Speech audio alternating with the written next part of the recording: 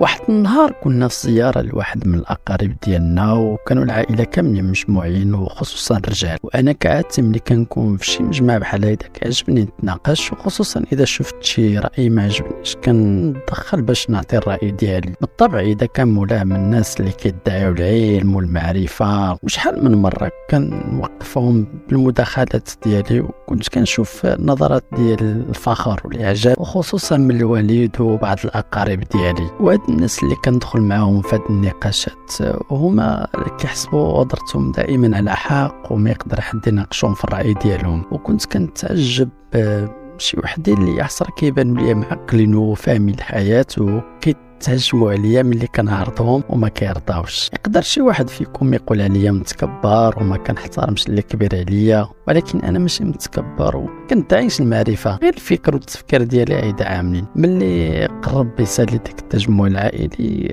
كانت عندهم واحد العاده كيشعلوا فيها البخور، وانا كنت دائما ضد هذه الفكره، لان هذه العاده كيعملوها الهندوس في المراسم والطقوس ديالهم. الشيء اللي خلى عمي يتعصب وقال لي هذه من الثوابت ديالنا، بلا ما تدخل راسك في هذا الشيء. قبل ما نخرج بحالنا عيط لي واحد الراجل كبير من العائله، ونيت هو مول الدار اللي كنا مجمعين عنده، وتكون عنده شي 70 عام عيده. مشيت عنده قال لي واش باغي تهضر شويه وتناقش؟ قلت له علاش لا عمي، مرحبا. جلست معاه انا ما خرجوا كاملين، وحتى الوالد ديال العائله، ومشاو للدار. ملي خوات الدار قال لي انا نطلع الفوق ونجي، خذ راحتك اولدي. ملي رجع قلت له يلا قرب ما عندك عمي. قال لي واش كتامن بالعالم الاخر؟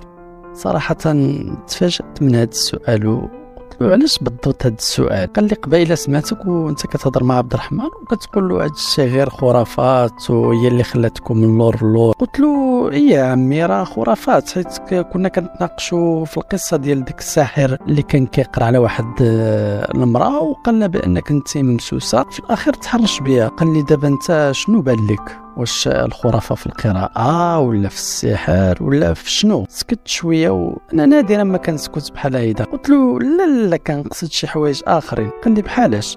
عاودتني سكت شويه وقلت له عالم الجن والشياطين والماس، هاد الهضره كامله ما كتدخليش لعقلي، بصراحه ما كنامنش بها. قال لي واش كتعرف واحد الايه جات في سوره النحل اللي كتقول قال عفريت من الجن انا اتيك به قبل ان تقوم من مقامك واني عليه لقوي امين الى اخر الايه. جاوبته قلت له ايه كنعرف، علاش مالها؟ قال لي شكون هما هذوك الجوج اللي كانوا كيتنافسوا باش يجيبوا عرش بلقيس لسيدنا سليمان؟ قلت له جوج من الجن طبعا. قال لي واش انت متفقه في الدين ولا في علم التفسير؟ قلت له صراحه ما عنديش علم بهذا الشيء. قال لي وعلاش؟ جاوبته قلت له قليل اللي كيناقشني في هذه المواضيع ما كنطلعش عليهم، ولكن ماشي كرهان في الدين، لا حاشا. شفت راسي حسنت هاد المره، حيت ما مولفش نهضر في هاد المواضيع اللي ما عنديش عليها درايه. من بعد ما عطيته واحد المثال على واحد النهار في رمضان مشيت نصلي العشاء والتراويح، وحيت كنت شويه عيان ما قدرتش نكمل التراويح. الغد بقاو كيعايروني صحابي حتى فرطت في صلاه التراويح مع الجماعه. قلت لهم بانني صليت العشاء مع الجماعه ما قدرتش نكمل التراويح حيت كنت عيان. يبدو عليا بسفاي وكأنني خرجت من الإسلام. صراحة كان نقاش مرهق، لأنه بحال كنهضر مع الحجر وصافي ماشي مع بنادم. سكت ديك الراجل شوية داش حتى في هضرتي وقال لي دابا كنفهم باللي انت كتنكر وجود الجن ياك؟ قلت له لا ما تزيدش فيه، حيت الا قلت لك انني ناكر الجن غتقول لي باللي نكرتي حتى القرآن وغيسالي النقاش وغتقول لي انت كافر ياك؟ قال لي لا ما تخافش ما نقول عليكش. قلت له انا عاد قلت لك باللي راه كانوا كيتنافسوا باش يحضروا عرش بلقيس للنبي الله سليمان، اللي هما دوك جوج ديال الجن، فكيفاش غادي ننكرهم؟ وهنا جاوبني بواحد الحاجه اللي صراحه ما كنتش متوقعها. قال لي ولكن اللي قال سيدنا سليمان انا اتيك به قبل ان يرتد اليك طرفك ما كانش من الجن. قلت له كيفاش؟ شكون هذا اذا ما كانش من الجن؟ قال لي راجل بحالي وبحالك، ولكن راجل اوتي علم الكتاب. قلت له شنو هو هذا علم الكتاب اللي عطى الراجل ضعيف بحالي وبحالك القوه وتفوق على الجن وحضر عرش بلقيس لسيدنا سليمان؟ هنا جاوبني وقال لي اهل التفسير اختلفوا في هذا الجانب، ولكن اتفقوا في واحد الحاجه، أن هذا الرجل من الإنس وكان عنده علم الكتاب ومعرفة وفقط المعرفة ديال الجن، وكانت هي المصدر ديال القوة ديالو. وآخرين قالوا أن الرجل هو سيدنا سليمان عليه السلام بنفسه، كان الحوار بينه وبين واحد الجني. شفت فيه وقلت له واش هذا التفسير ديالك ولا هذا تفسير حقيقي متفق عليه؟ قال لي لا، راه ديال المفسرين واغلبهم قالوا هيدا. اذا كاين عالم اخر بزاف ديال الناس ما كيعرفوا عليه والو، عالم الجن والشياطين والسحرة، بزاف ديال الحاجات اللي ربما كينكروها الناس اما خوفا منها ولا ما عارفينهاش من الاساس. قلت له انا راه بنفسي وما تيقتكش. قال لي واش باغي شي دليل على النظره ديالي؟ قلت له انا كنضحك. وشنو غدير؟ قال لي غنخليك تشوفهم بعينيك وتسمعهم بودنيك. ضحكت ثاني وقلت له واخيرا شي واحد غيعرض عليا دليل ملموس. قلت له تفضل ارى ما عندك. قال لي واش انت متاكد من هضرتك ولا هي كتهضر؟ واش بصح باغي تدخل لهذا العالم؟ قلت له ماشي غير متاكد، راه متيقن. نض من بلاصتو وقال لي تسناني هنا انا جاي. مشى لبيتو وجاب في يده واحد الكتاب وعطاه لي، قال لي شوف تحمل مسؤوليتك، كان هذا القرار ديالك. خديت الكتاب وشكرته على حسن الضيافه وسلمت عليه، وقبل ما يطلق يدي قال لي تفكر مزيان انك انت اللي اختاريتي هذا الطريق وعن قناعه. قلت له كون هاني. وانا كنلاحظ ان وجهه بحال تبدل، بحال لا ندم اللي عطاني ذاك الكتاب.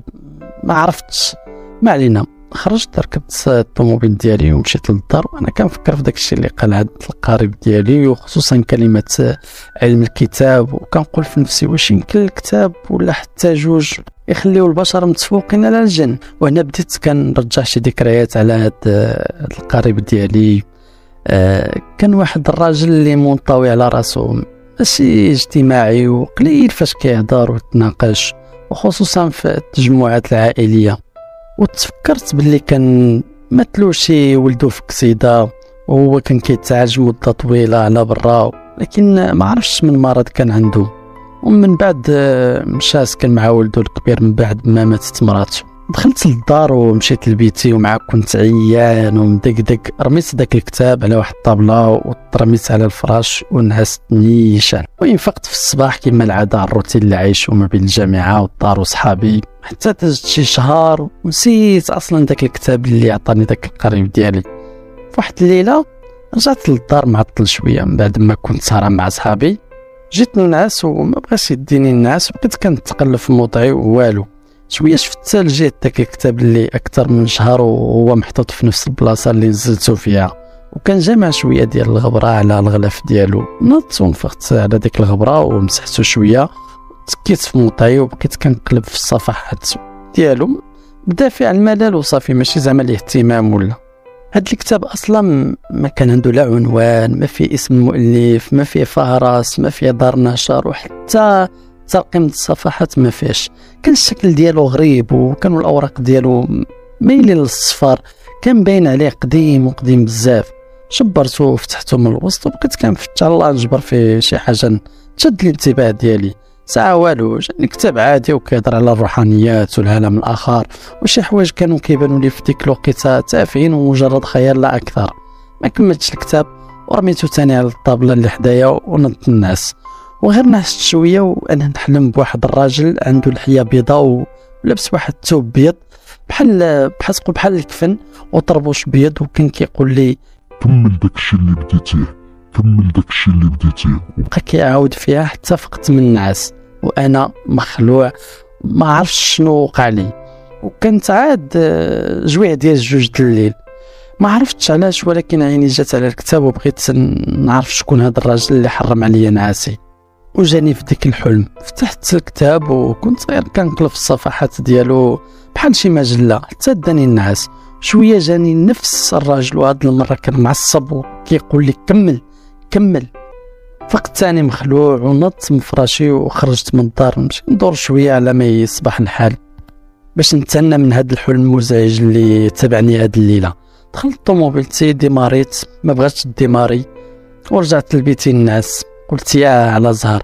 دخلت لبيتي وانا مازال كنترعد بقوه الخوف وبقوه ديك الاحلام اللي جاوني، وقلت هاد المره غنقرا هاد الكتاب كامل. بالفعل شبرت الكتاب وقريته كامل، واخا ما فهمت منه والو، كان الكتاب مكتوب بواحد اللغه بسيطه بحال نقولوا قريب شويه للشعر، ولكن في الصفحه الاخيره ديال هذا الكتاب واحد شدتني واحد العباره ما فهمتهاش وشنو المقصود بها، واللي كتقول: لن ترى العالم الذي تعيش فيه بعد اليوم كالسابق لاني ساكون معك.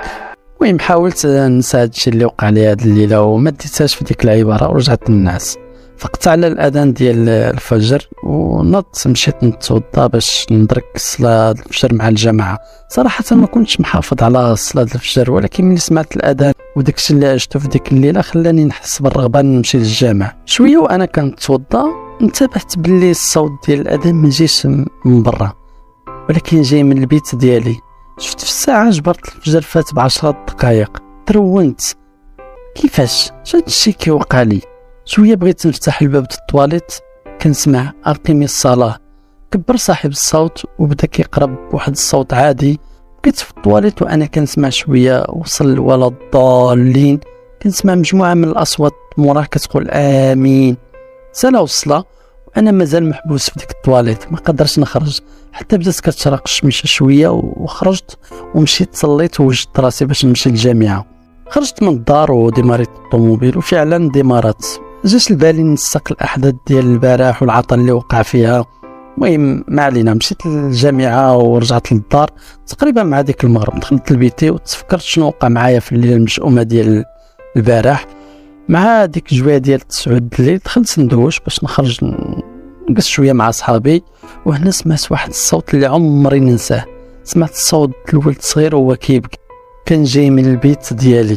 وهنا عرفت بلي داك الكتاب فتح ليا واحد الباب من ابواب جهنم، والمساله ماشي اوهام كما كنت كنعتقد. شويه ويسكت داك الصوت اللي بكى وخرجت من الطواليت كنجري وخرجت وديماري الطوموبيلتي وانا كنقول شنو هذا الشيء اللي كيوقع ليا يا ربي شنو هذا الشيء. كنت ماشي عند صحابي وشويه كنجبر راسي قدام ديك الدار ديال ديك القارب ديالنا اللي عطاني الكتاب. دقيت الباب وخرج ولده. قسيتو على با قال لي ناس. قلت له عافاك غتفيق ودابا خصني نهضر معاه ضروري. قال لي واخا تسنى في الصلاه انا نفيقو. شويه دخل عليا وكان باين نعس على وجهه. قال لي وي يا ولدي وي شنو بغيتي. عاودت له على داكشي اللي وقع لي كامل وجاوبني بواحد البروده. هادشي اللي كتقول مجرد خرافه ولدي. حلفت ليه بلي هادشي اللي وقع معايا بصح. وقال لي ودابا شنو بغيتي مني. قلت له اشرح لي شنو هادشي اللي كيوقع لي حيت عمر هادشي وقع لي حتى قريت داك الكتاب اللي عطيتي لي. قال لي شوف ولدي، قال لي شتي هاد الناس اللي عملت اليوم، قال لي هذا 40 عام ما عملتها. قال لي 40 عام وانا معذب. قال لي واليوم الاول مره طحت كوب الناس. قال لي اسمعني يا ولدي نقول لك واحد الحاجه، دابا انت اللي غتعيش مع اللي عاشوا معايا طوال هذا 40 عام. غوت عليه وقلت له شنو كتقصد. قال لي والو. المهم مشى وكمل نعاسو وخلاني بوحدي. خرجت وبالي مخربق وخايف انني نرجع لدارنا. عيطت لموالين الدار وقلت لهم انني غنبات مع واحد صاحبي. مشيت لواحد الاوتيل ونعست تما، وفي الصباح حدست ناخذ الكتبه ديالي باش نمشي للجامعه. ملي دخلت للبيت ديالي جبرته مقلوب واحد الفوضى ما كتصورش. سولتهم قلت لهم شكون اللي دخل البيت يورونو. قالوا لي ما دخل حتى شي واحد.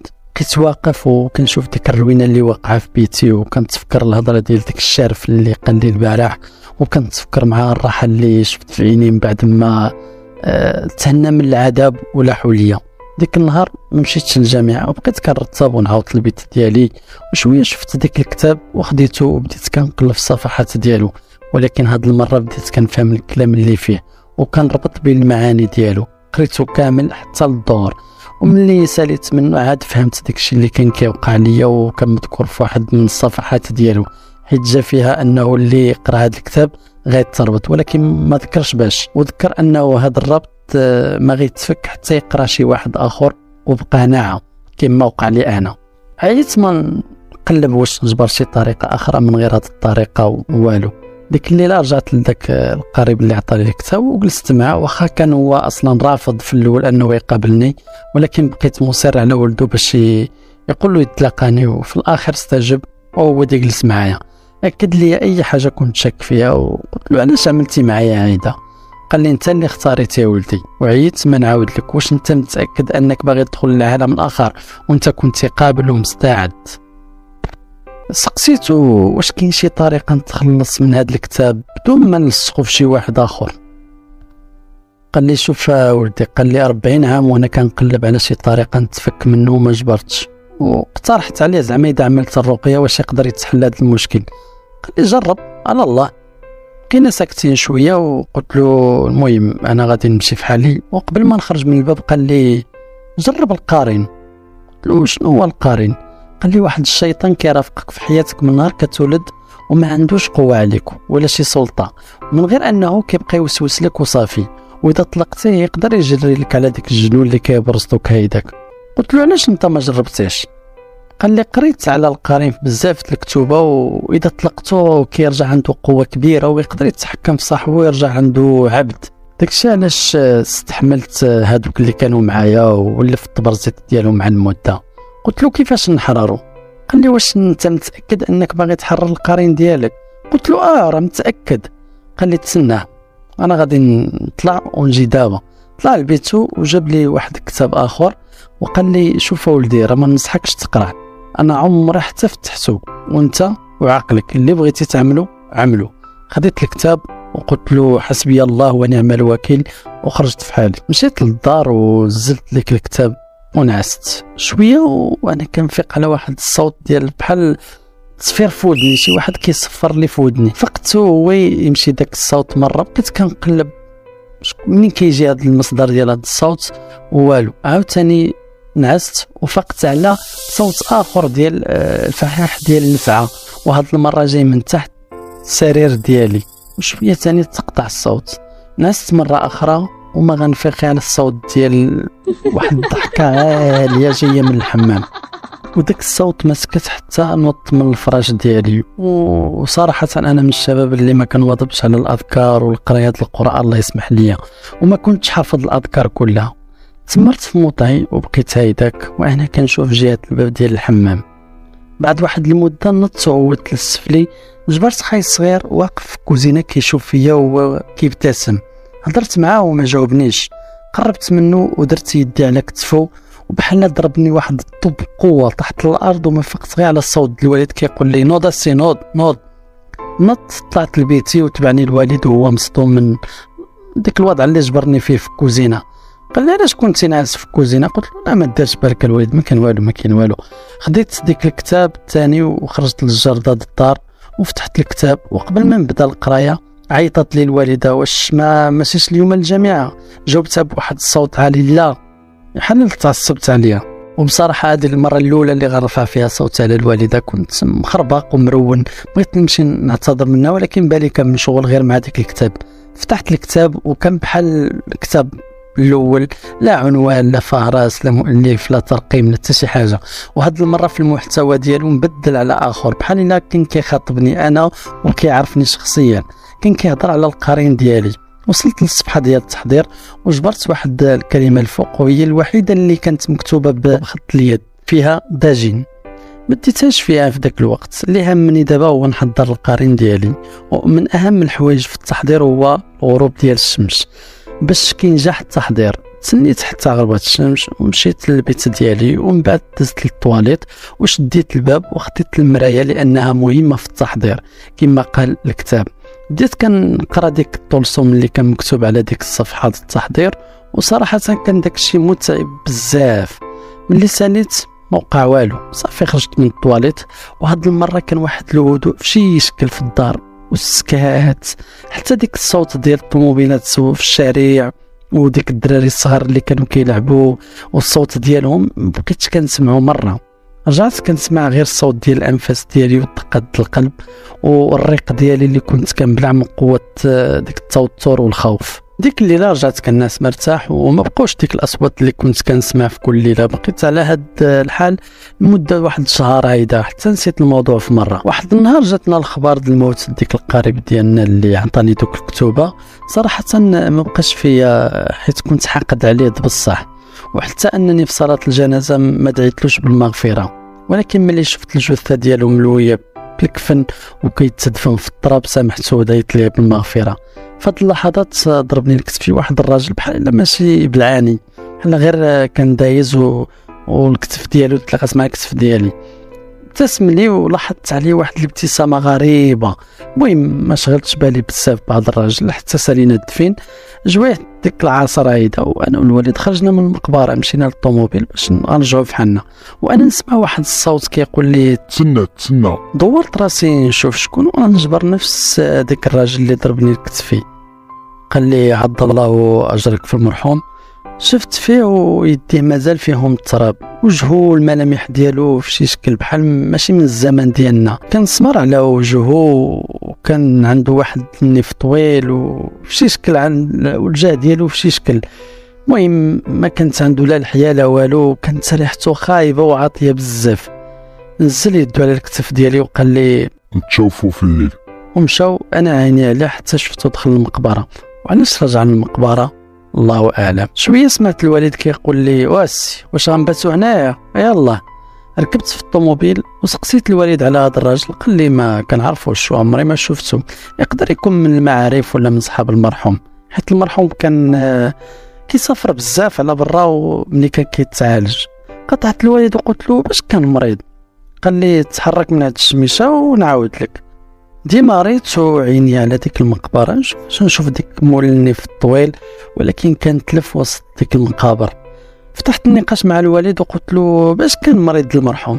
قال لي بصراحه انا ما كنتش كنعرفه مزيان، ولكن اللي عرف عليه انه كان واحد الراجل عصامي متفوق في الدراسه ديالو، وكان موظف مع الدوله. ملي تزوج قدم الاستقاله ديالو، مشى للتجاره، نجح في التجاره ديالو في واحد الوقت اللي هو قياسي، واصبح من الناس اللي لا باس عليهم. قلت له لكن الدار ديالهم كتبان لي الدراوش وصافي. قال لي الوالد لا، هذيك الدار دولدو ماشي ديالو. وخليني نكمل لك بعدا ما تقاطعنيش. قلت له تفضل الوالد كمل. ملي رجع لاباس عليه ورجعت عنده واحد الثروه كبيره وفتح بزاف ديال الفروع التجاره ديالو في بزاف ديال البلدان الخليجيه، وكان كيسافر مره بوحدو ومره مع مراته وولادو. واحد النهار كما كانت كتعاود مراته، رجع من واحد السفريه مبدل ومستريسي ومعصب، وبدا كيهمل التجاره ديالو ورجع كيجلس غير في الدار، وبدات التجاره ديالو كطيح نهار على نهار. وقدرات مراته تعتق شويه من ديك التجاره من بعد ما بعت الاصول التجاريه ديالو. وكان مره كيغبر واحد المده طويله وما كيقول حتى شي واحد فين ماشي، حتى كيرجع من بعد واحد المده. المهم كبروا ولادو تقبلوا الفكره ديال ان باهم صافي حما، وفي ديك المده صرفت عليه مراته كاع الاموال اللي جمعتها واللي عتقتها من ديك التجاره على الله يداوى، ولكن والو للاسف. ودخلت في كريديات وبات حتى دارها، وما بقى لهم غير ديك الدار اللي عايش فيها ولدو دابا. قلت للوالد واش قصد ديك ولدو اللي مات؟ قال لي واحد المره غبر فيها المرحوم مده طويله، وشي واحد عيط لهم من شي دوله في الخليج، قال لهم باكم هنايا اجيو تديوه. مشى ولدو الكبير وشبر الطياره ومشى لديك الدوله. في ديك النهار اللي سافر ولدو هو رجع للدار في واحد الحاله يورثى لها، ونكر باللي كان في ديك الدوله اللي عيطوا له منها مره.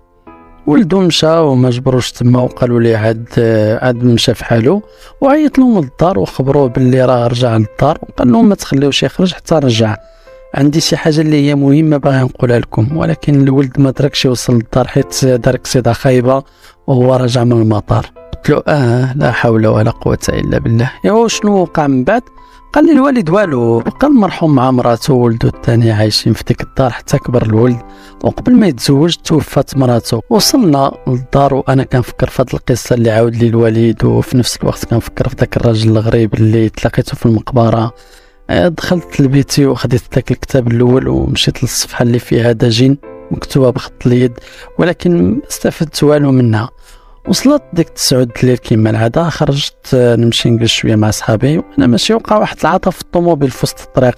نزلت نشوف مالها، وشويه كنسمع الصوت جاي من ورايا كيقول على سلامتك ما يكون غير الخير.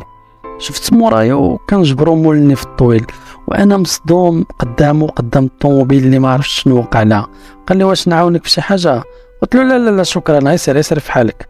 ملي سمع مني هاد الهضره وجهو تبدل وبان عليه بلي معصب. قال لي هو كيغوت واش كنت باش تامرني؟ شفت فيه وغوت عليه حتى انا. قلت له ماشي شغلك ومشي في حالك دابا يلا. مشى داك الراجل ودخلت للطوموبيلتي وانا كنقول على الله ديماري، وبالفعل ديمارات بلا ما نادف حتى شي حاجه ولا نشوف مالها. دخلت على صحابي وعلى عادتي مؤخرا رجعت ما كنهضرش بزاف وغير ساهي وما كنتناقش معاهم. وكانوا الدراري كيلعبوا كارطه شويه ويدور واحد منهم قال لي راه جا واحد خانا كيسقسي عليك. قلت له شكون؟ سقسيتو انا عارف باللي هو نفس الراجل اللي دابا عاد تلاقيتو. بالفعل جاوبني وعطاني المواصفات ديالو، طلبوا منه يدخل يتسناني وقال لهم كلمه واحده، اصلا هاد الليله غادي نتشاوفوا. كانوا كيقولوا لي هاد الهضره وهما كيضحكوا وقالوا لي خير لا غير قول لنا مفويا خو انت كتعرف هاد الاشكال. كنت كنضحك وكنتقبل البساله ديالهم وانا قلبي خايف من هذا الراجل وهذا الظهور ديالو المفاجئ في حياتي وكيفاش وعلاش كيسقسي عليا، وكنتلاقاه بزاف. رجعت للدار وتكيت في فراشي من بعد ما طفيت الدوش وكنسمع واحد الصوت بحال الا شي واحد كيتحرك في بيتي. حسيت شي واحد كيراقبني وكيجلس قدامي. شديت عيني باش نتجاهل داك الاحساس وشويه شميت شي ريحه بحال ديال الدخان عندي في البيت. ما ديتهاش فيها ولكن الريحه بدات كتزيد وبدات كتخنقني. فتحت عيني وانا كنشوف الكتاب الثاني كيتحرق.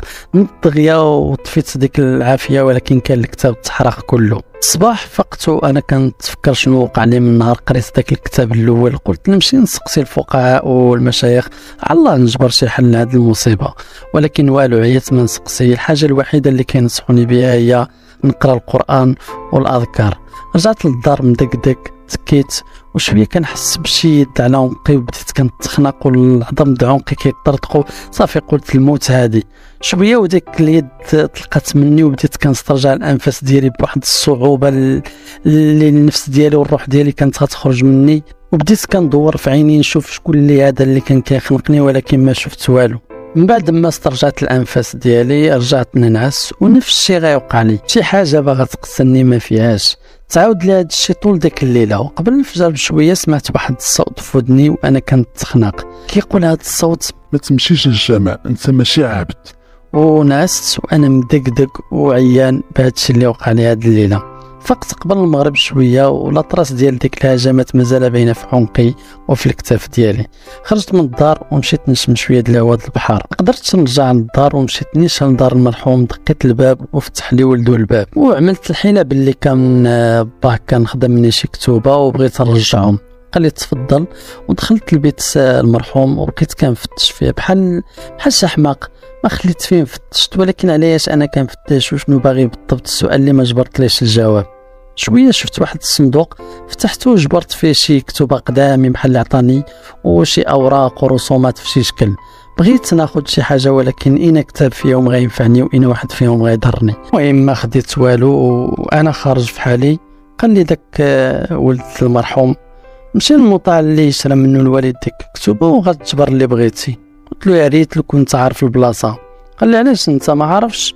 قلت له وريني ملي كان كيجيب الوالد هاد الكتوبه. جبر واحد الورقه وكتب لي عليها البلاصه ديك البلاد ووراها لي وقطعها دغيا. قلت له علاش قطعتيها؟ قال لي انا ماشي حماق باش ندخل العالم ديالكم. قلت له شمن عالم؟ خلاني ومشى بلا ما يجاوب. وهو ماشي لبيتو قال لي شوف شد معاك ديك الباب ملي تخرج.